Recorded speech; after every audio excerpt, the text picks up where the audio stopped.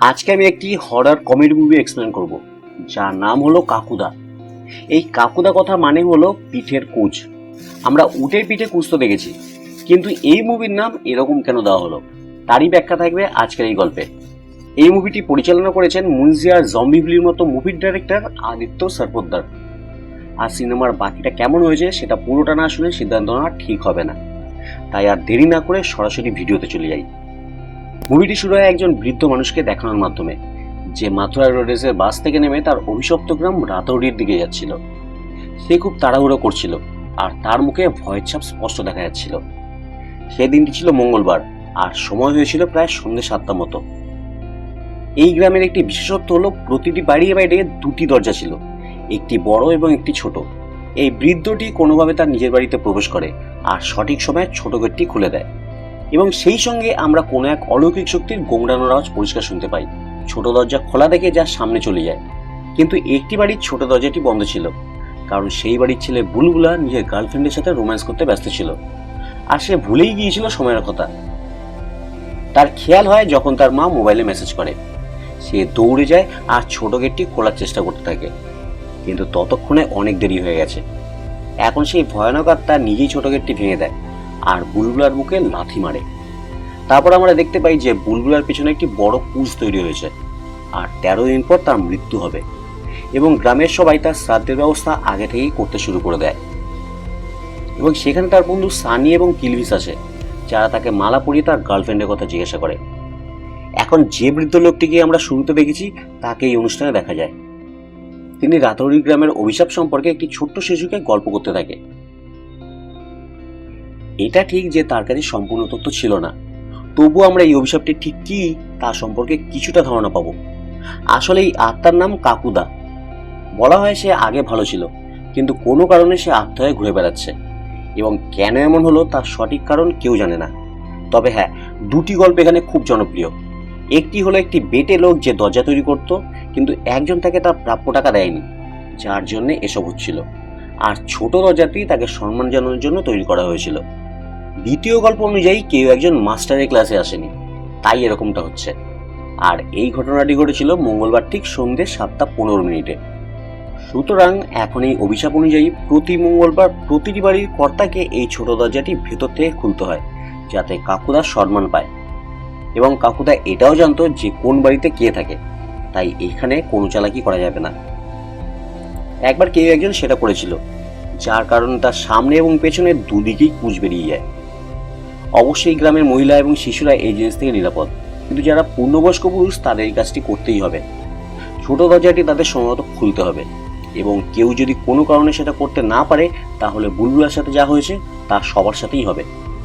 প্রত্যেককে কাকুদা একটা লাথি মারে, যার কারণে তার পিঠে একটা কুঁজ দেখা যায়, এবং সে 13 দিনের মধ্যে মারা যায়। অর্থাৎ এখন যা হয়, বুলবুলার 13 দিন পর মৃত্যু হয়, আর তার মা খুব কষ্ট পায়। এদিকে আমরা ইন্দিরা নামের একটি মেয়েকে দেখি, যার বিয়ের জন্য পাত্রপক্ষের থেকে লোক দেখতে এসেছিল। এখন ইন্দিরা বাবার একটা ইংরেজি বলতে পারা জামাই পছন্দ, তাই সে সব পাত্রকে একটা ইংরেজি লেখা পড়তে দিত। এই ছেলেটা সেটা পড়তে পারে, তার এই ছেলেটিকে খুব পছন্দ হয়।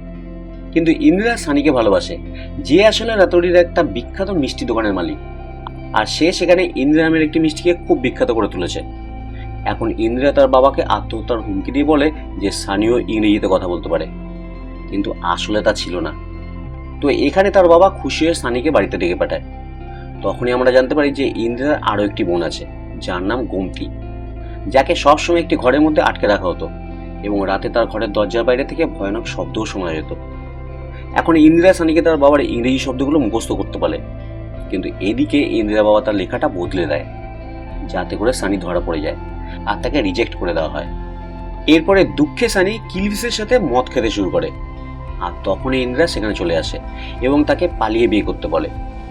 প্রথমে সানি রাজি হয় না, কারণ তার বাবা এই বিয়েতে মত দেবে না।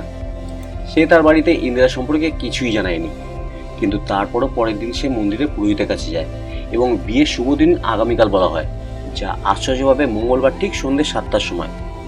সানি এবং কিলভিস এই কথা শুনে চমকে ওঠে, কারণ সেই সময় তাদের কাকুদার জন্য গেট খুলতে হবে। কিন্তু এদিকে ইন্দিরা শিক্ষিত ছিল, সে রাতৌড়ির এই অভিশাপের কথা বিশ্বাস করেনি। সে বলেছিল যে এটি একটি মহামারী হতে পারে, যার চিকিৎসার প্রয়োজন। এখন কিলবিস আর সানি আলোচনা করে আর বলে দরজা তো সানির বাবাও খুলতে পারবে, যার ফলে বিয়ের দিন ফাইনাল হয়ে যায়। এখন বাড়িতে ইন্দিরা দিদি গোমতীকে দেখানো হয়, যে আসলে তারই যমজ বোন ছিল। বিয়ের আনন্দে ইন্দিরা তাকে একটি আংটি দেয় আর ঘরের মধ্যে তাকে বন্ধ করে দেয়। কিন্তু সমস্যা তখন হয় যখন সানির বাবা গঙ্গা স্নান করতে যায়। সানি তাকে অনেক বোঝানোর চেষ্টা করে, কিন্তু সে চলে যায়। এদিকে বিয়ে করতেও যেতে হবে, তাই বাড়িতে তালা দিয়ে সানি বেরিয়ে যায়। বিয়ের পর সানি তাড়াতাড়ি বাড়ি আসতে চেয়েছিল, কিন্তু আচমকা বাইক খারাপ হয়ে যায়। তখন সে সাইকেলে করে রওনা দেয়, কিন্তু দুর্ভাগ্য তার পিছু ছাড়ে না। সাইকেলে যাওয়ার সময় রাস্তায় সাইকেলের চেন পড়ে যায়। কোনো মতে সে বাড়িতে পৌঁছে ছোট দরজার তালা খুলতে গিয়ে তা ভেঙে যায়।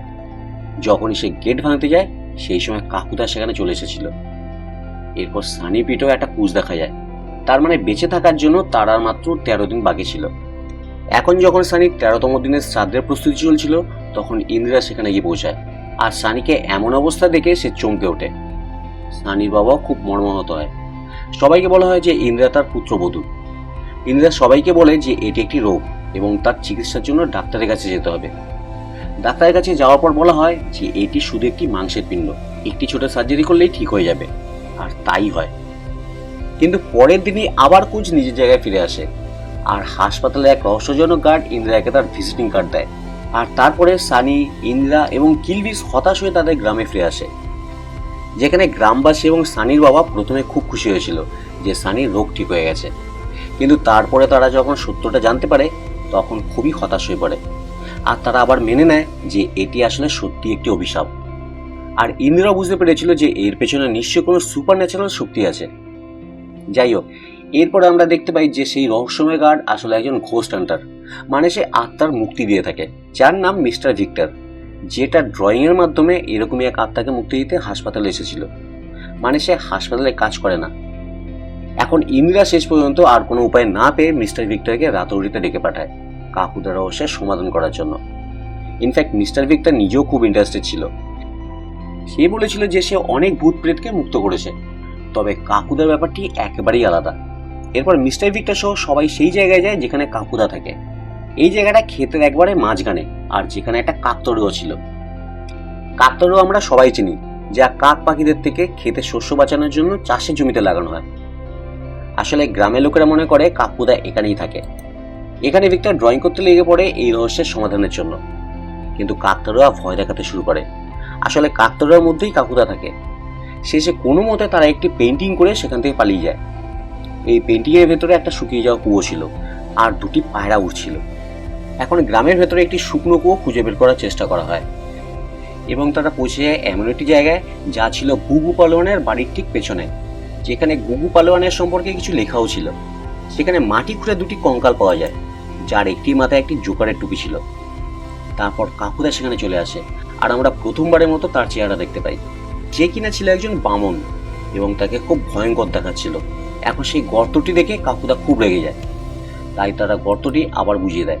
কাকুদা ভিক্টরের উপর আক্রমণ করে, কিন্তু যখনই সে ইন্দিরাকে দেখে, সে সেখান থেকে চলে যায়। এখন সবাই চিন্তায় পড়ে যায়, কারণ সানি আর মাত্র 4 দিন বাকি ছিল। এদিকে মিস্টার ভিক্টর গর্তের থেকে পাওয়া সেই টুপির দিকে মনোযোগ দিয়ে দেখে, যে তার ভেতরে গোয়েল সার্কাস নাম লেখা আছে।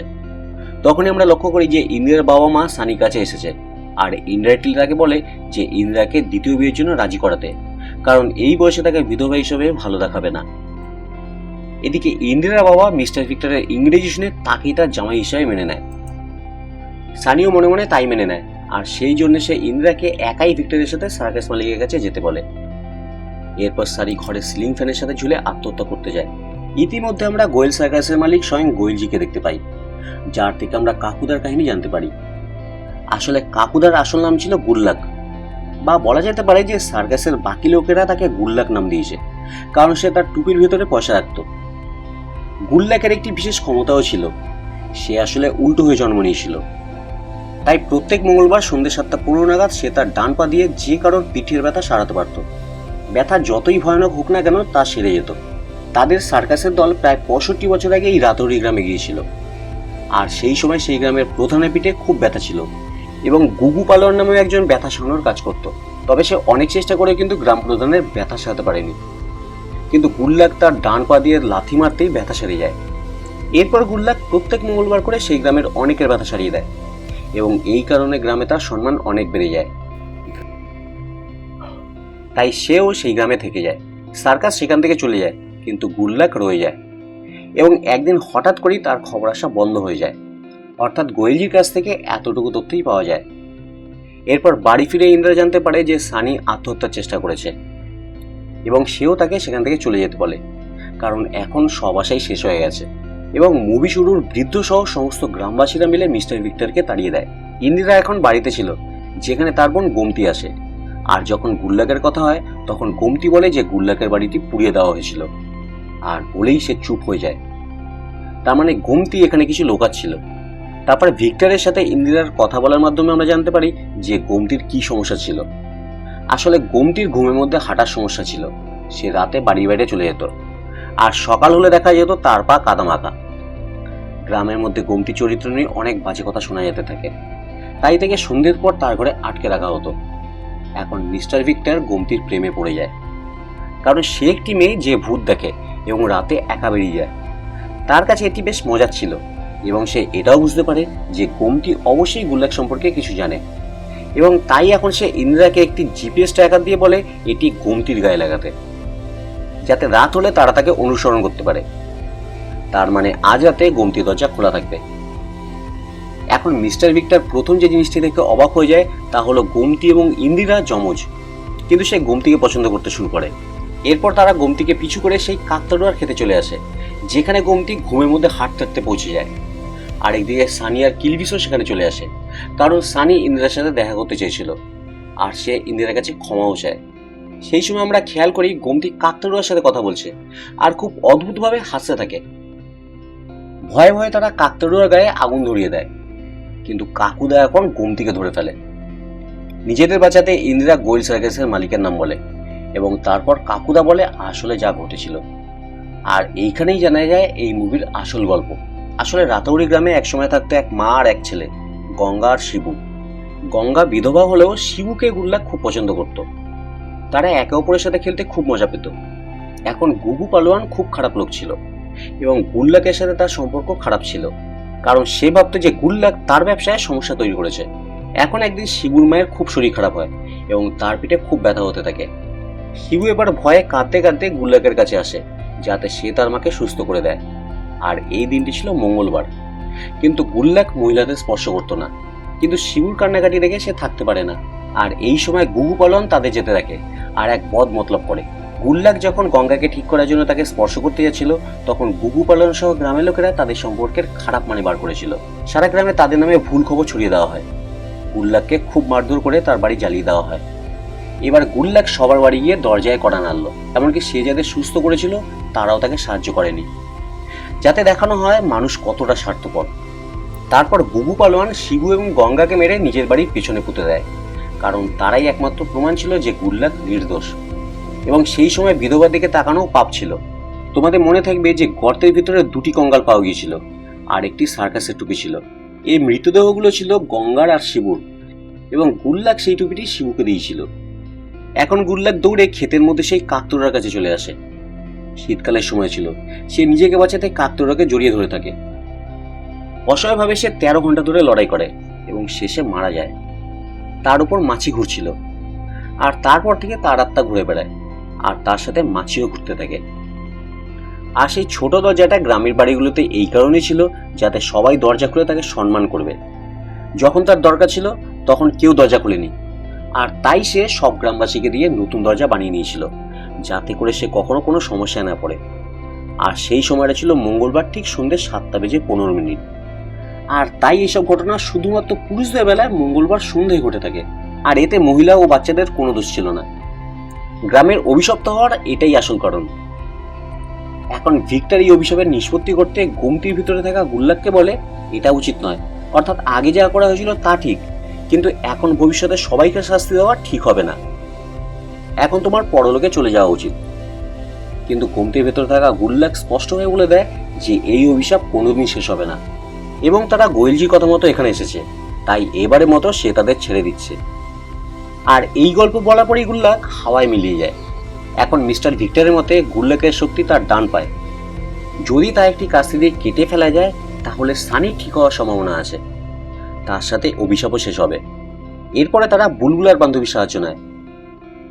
কারণ একমাত্র তাদের বাড়িতেই কোনো পুরুষ থাকতো না, কেবল সে আর তার ঠাকুমা। এখানে গুল্লাক গ্রামের প্রতিটি বাড়িকে খুব ভালোভাবে চিনত, তাই তারা সেখানে লুকিয়ে তার জন্য অপেক্ষা করতে থাকে। আর সামনে গোমতি থাকবে, কারণ গুল্লাক গোমতির মধ্যে গঙ্গাকে দেখতে পায়, তাই সে তার ক্ষতি করবে না। যতক্ষণ গোমতি তাকে ব্যস্ত থাকবে, তার মধ্যে মিস্টার ভিক্টর পেছন থেকে এসে তার পা কেটে ফেলবে। কিন্তু দুর্ভাগ্য তা ঘটে না, কারণ সানি সেখানে এসে পৌঁছায়। কেননা সে ফোনে বুঝতে পেরেছিল যে ইন্দিরা হয়তো কোনো সমস্যা পড়েছে। এদিকে গুল্লাক খুব রেগে যায়, কিন্তু মিস্টার ভিক্টর যখন গঙ্গার শিবুর কঙ্কাল পুড়িয়ে দেয়, তখন গুল্লাক এটা দেখে খুব রেগে গিয়ে ভিক্টরকে আক্রমণ করতে যায়। কিন্তু গোমতিরূপী ইন্দিরাকে সামনে দেখে বিভ্রান্ত হয়ে পড়ে, আর ঠিক সেই সময় মিস্টার ভিক্টর তার পা কেটে দেয় এবং গুল্লাকও মুক্ত হয়ে যায়, যার কারণে সানির পুজো সেরে যায়। সানির বাবা এখন ইন্দিরাকে তার পুত্রবধূ হিসেবে গ্রহণ করে, কারণ 65 বছরে এই প্রথম কেউ এই অভিশাপ থেকে মুক্তি পেল। অবশেষে এখন ভিক্টর দিল্লি যাওয়ার যাত্রা শুরু করে এবং গোমতি আর তার মধ্যে একটা প্রেম ভরা মুহূর্ত আসে, কারণ তারা দুজনেই একে অপরকে পছন্দ করেছিল। এবং সবচেয়ে বড় কথা হলো, যদি তারা দুজনেই বিয়ে করে তবে ইন্দিরা এবং গোমতির বাবা সবচেয়ে খুশি হবে, কারণ ভিক্টরের ইংরেজি খুব ভালো ছিল। অবশেষে মিস্টার ভিক্টর সিদ্ধান্ত নেয় যে যথেষ্ট হয়েছে এবং সে তার পেন্টিংটি ছুঁড়ে ফেলে দেয়, যা হাওয়ায় ভাসতে ভাসতে সরাসরি সেই পোড়া কাকতোটার উপর এসে পড়ে, যেখানে আমরা অবাক হয়ে যাই মাছিগুলোকে ভনভন করতে দেখে। তার মানে কি অভিশাপ এখনো শেষ হয়নি? শেষে আমরা শুরুর বৃদ্ধকে দেখতে পাই, যেখানে মঙ্গলবার সন্ধ্যায় তার বাড়ির ছোট দরজায় কেউ ধাক্কা দিতে থাকে, যার কারণে সে খুব ভয় পেয়ে যায়। কিন্তু দেখে যে 3টি বাচ্চা সেখানে মজা করতে এসেছিল। বাচ্চাগুলো চলে যাওয়ার পর আবার একটি ঠকঠক শব্দ হয়। তখন তিনি মনে করে যে আবার বাচ্চাগুলো এসেছে, কিন্তু সেখানে গুল্লাক ছিল। সে বৃদ্ধকে আক্রমণ করে বসে। মানে গুল্লাক ঠিকই বলেছিল যে এই অভিশাপের কোনোদিন শেষ হবে না। মনে হয় গুল্লাক সানিকে ছেড়ে দিয়েছিল এই কারণে যে গোমতি এবং ইন্দিরা তাকে বাঁচাতে চেয়েছিল, আর হয়তো গঙ্গার কথা মনে রেখে সে সানিকে ছেড়ে দেয় আর এই বৃদ্ধ মানুষটার উপর আক্রমণ করে বসে। আর সিনেমাটি এখানেই শেষ হয়। তো এই ছিল কাকুদা মুভির গল্প। আশা করি তোমাদের ভালো লেগেছে। এই মুভি সম্পর্কে তোমাদের কি মতামত কমেন্ট করে জানিও, আর এই ভিডিওতে একটি লাইক দিও, কমেন্ট করো, আর চ্যানেল নতুন হলে অবশ্যই সাবস্ক্রাইব করো। আবার পরের ভিডিওতে তোমাদের সাথে দেখা হবে। বাই।